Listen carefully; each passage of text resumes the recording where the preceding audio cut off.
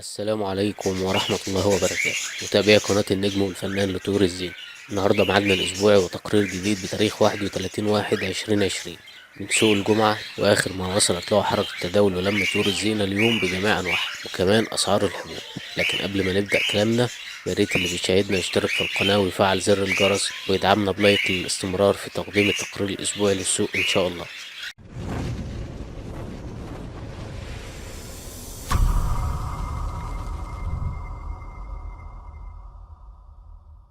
أهلا بيكم متابعينا الكرام مرة تانية. هنفضل نكرر ونعيد نفس النصيحة للجميع في طلبيات للتصدير. محدش يضحك عليك. لو هتبيع مضطر بيع اللي يكفيك لشراء مستلزمات التربية بس، ولو انت مش في احتياج للمال اتمسك بسعر عادل مقابل مجهودك وتعبك مع الطيور. يا جماعة السعر مش هيعلى حتى لو في 1000 طلبية بالشكل ده.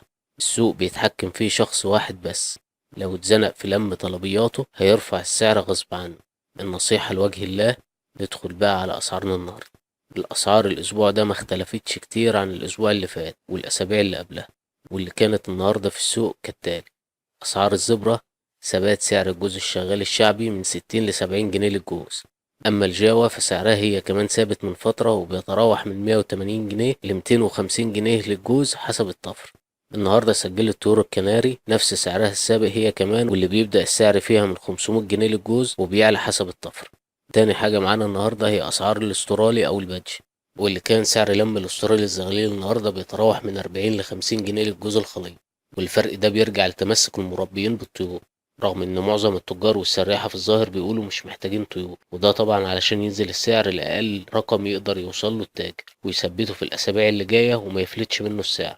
ووصل سعر التداول ليها من 55 ل60 جنيه للجوز. أما سعر الاسترالي الشغال فكان بيتراوح من 70 جنيه ل80 جنيه لم للجوز، واللي متوقع إنه يزيد الفترة الجاية لأن معظم الطلبيات استرالي شغال أو شبابات، وده طبعا في حالة التمسك بالسعر العادي أو تعرض التجار لفشل في لم الكمية المطلوبة.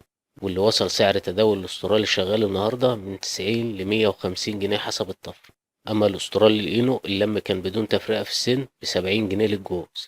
الأنصاص النهاردة ثبات في الأسعار، فتراوح السعر للفرد بين 150 جنيه ل175 جنيه، والاسترالي الفلل كان سعر الفرد من 175 جنيه ل250 جنيه حسب المستوى.